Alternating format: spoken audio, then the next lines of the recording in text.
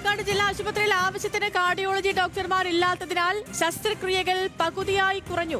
മുൻപ് പ്രതിമാസം 200 ശസ്ത്രക്രിയകൾ നടന്ന ആശുപത്രിയിൽ ഇപ്പോൾ 100-ൽ താഴെ മാത്രമാണ് നടക്കുന്നത്. കൂടുതൽ ഡോക്ടർമാരെ അനുവദിക്കണമെന്ന് ആശുപത്രി അധികൃതർ നിരന്തരം ആവശ്യപ്പെട്ടിട്ടും നിയമന നടപടികൾ വൈകുകയാണ്. News Malayalam follow up. Palakkad ജില്ലാ ആശുപത്രിയിൽ ആവശ്യത്തിന് കാർഡിയോളജി ഡോക്ടർമാർ ഉണ്ടായിരുന്ന സമയത്ത് 200 ശസ്ത്രക്രിയകൾ വരെ നടന്നിരുന്നു. മികച്ച രീതിയിൽ പ്രവർത്തിച്ച കാർഡിയോളജി വിഭാഗത്തിൽ ഒരു ഡോക്ടർ മാത്രമായപ്പോൾ ശസ്ത്രക്രിയകളുടെ എണ്ണം സ്വാഭാവികമായും കുറഞ്ഞു. ഇപ്പോൾ 80 ശസ്ത്രക്രിയകൾ വരെ മാത്രമാണ് നടത്താനാകുന്നത്. നിലവിലെ ഡോക്ടർ അമിത ജോലിഭാരം കൊണ്ട് ബുദ്ധിമുട്ടുകയാണ്. ആഴ്ചയിൽ 2 ദിവസം OP-യും ബാക്കി ദിവസങ്ങളിൽ ശസ്ത്രക്രിയ ഉൾപ്പെടെയുള്ള ചികിത്സാ നടപടികളും ചെയ്യണം. സർക്കാരിന്റേത് കടുത്ത അനാസ്ഥയാണെന്ന് ആശുപത്രി വികസന സമിതി അംഗവും സാമൂഹ്യ പ്രവർത്തകരുമായ ബോബൻ മാട്ടുമന്ത. ഇത് പാലക്കാടൻ ജനതയോടുള്ള സർക്കാരിൻ്റെ ഒരു വിവേചന നയം തന്നെയാണ് ഇതിലൂടെ വ്യക്തമാവുന്നത്. കാരണം ഇന്നിപ്പോൾ ന്യൂസ് മലയാളം ഉൾപ്പെടെയുള്ള മാധ്യമങ്ങൾ പുറത്തു കൊണ്ടുവന്ന വിഷ്വൽസ് സൂചിപ്പിക്കുന്നത് പാലക്കാട്ടുകാരുടെ ഹൃദയവേദനയാണ്.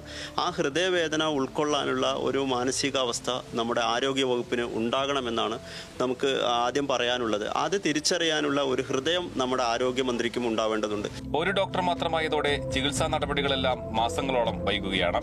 ആൻജിയോഗ്രാം, ആൻജിയോപ്ലാസ്റ്റി, പേസ്മേക്കർ ഘടിപ്പിക്കൽ എന്നിവയെല്ലാം വൈകുന്നു. 4 മാസം വരെ കാത്തിരിക്കേണ്ട അവസ്ഥയിലാണ് രോഗികൾ. കൂടുതൽ ഡോക്ടർമാരെ നിയമിക്കണം എന്നാവശ്യപ്പെട്ട് ആശുപത്രി അധികൃതർ നിരവധി തവണ റിപ്പോർട്ട് നൽകിയിട്ടും ഒരു നടപടിയും ഉണ്ടാകുന്നില്ല. പാലക്കാട്ടെ ഹൃദ്രോഗികളുടെ ചികിത്സ കൃത്യസമയത്ത് ഉറപ്പാക്കാനും ദുരിതം കുറയ്ക്കാനും സർക്കാരിൽ നിന്നും ഹൃദയപൂർവ്വമുള്ള നടപടിയാണ് പ്രതീക്ഷിക്കുന്നത്.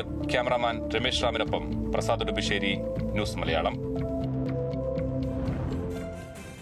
പ്രസാദ് ഉടുമ്പശ്ശേരി തന്നെയുണ്ട് നമുക്കിപ്പം വിവരങ്ങളുമായി. Prasad, good morning. പാലക്കാട്ടെ സാധാരണ ജനങ്ങൾക്ക് ആശ്രയിക്കാൻ പറ്റുന്ന ഏക ജില്ലാ ആശുപത്രിയാണ് പാലക്കാട് ജില്ലാ ആശുപത്രി.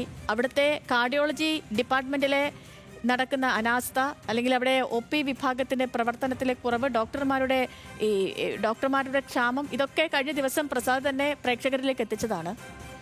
ഈ വിഷയങ്ങളിൽ ആശുപത്രി അധികൃതർ സർക്കാരിനെ ഇക്കാര്യങ്ങൾ അറിയിച്ചിട്ടും പക്ഷേ ഈ നിയമന നടപടികളടക്കം പല നിയമന കുരുക്കുകളിൽ കുരുങ്ങിക്കിടക്കുന്നു എന്നാണ് ഈ റിപ്പോർട്ട് കാണുമ്പോൾ മനസ്സിലാകുന്നത്.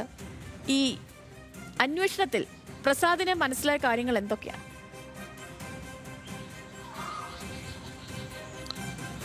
Good morning Sethulakshmi. നമ്മൾ മനസ്സിലാക്കുന്നത് ഇതിനകത്ത് 2 ഡോക്ടർമാരായിരുന്നു പ്രധാനപ്പെട്ട പാലക്കാട് ജില്ലാ ആശുപത്രിയിൽ ഉണ്ടായിരുന്നത്. അതായത് നമ്മൾ ഇന്നലെ പറഞ്ഞു തന്നെയാണ്, ചീഫ് കൺസൾട്ടന്റും അതോടൊപ്പം തന്നെ കൺസൾട്ടന്റും.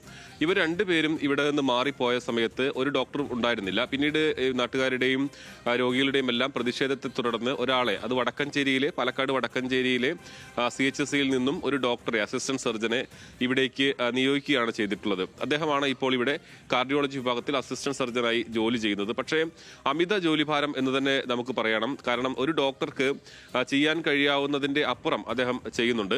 കാരണം ആഴ്ചയിൽ 2 ദിവസം OP നടത്തുക, അതോടൊപ്പം തന്നെ പ്രൊസീജിയർ, ഒരു ഹൃദ്രോഗവുമായി ബന്ധപ്പെട്ടുകൊണ്ട് എപ്പോഴാണ് ഒരു എമർജൻസി വരിക എന്നതൊന്നും നമുക്ക് മുൻകൂട്ടി പറയാൻ കഴിയില്ല. അങ്ങനെ വരുന്ന ഘട്ടത്തിൽ രാത്രി പോലും അദ്ദേഹം വന്ന് ജോലി ചെയ്യുകയും അദ്ദേഹം സേവനം നടത്തുകയും എല്ലാം തന്നെ ചെയ്യുന്നുണ്ട്.